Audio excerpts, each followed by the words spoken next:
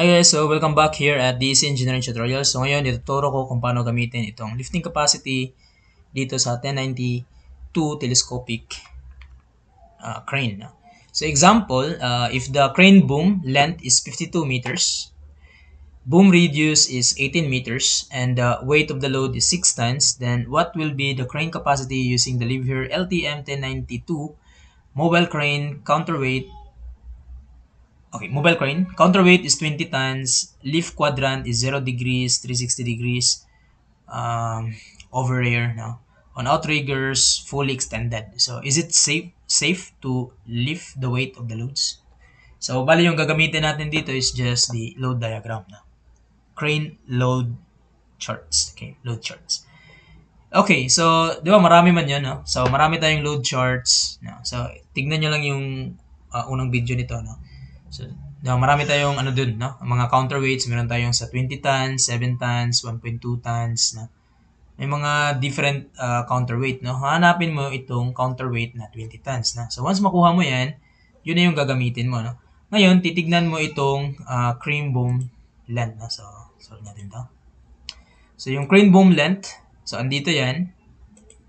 Ito yung crane boom working radius, which is given, which is 18 meters. So, kumbaga, yung 52 meters, ito yan. Yung crane boom radius, that is 18 meters. So, kumbaga, ito yan. So, outriggers, lift quadrant, given, and the counterweight is 20 tons. Okay. So, ngayon, yung crane boom length is 52 meters. So, kumbaga, dito yan. And then, yung boom radius is 18 meters. So, kunin lang natin to.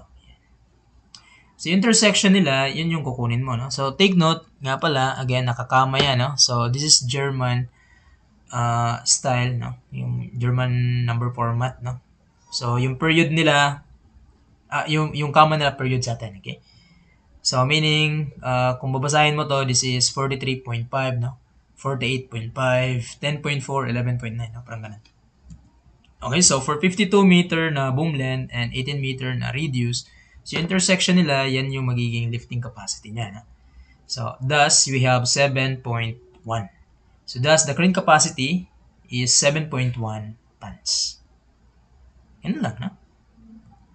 So, since the crane capacity is greater, no? Yung weight ng load, no? Yung gusto nating i-lift, di ba yung weight ng load is 6 tons? Yung kaya niya hanggang 7.1 tons, no? So, meaning safe siya, no? Kasi kaya niya man. Di ba? So, yun lang, no? So, sa problem na to. Okay? So, sa next na video, pag-usapan naman natin kung paano gamitin itong telescopic boom crane swing cab naman, no? Na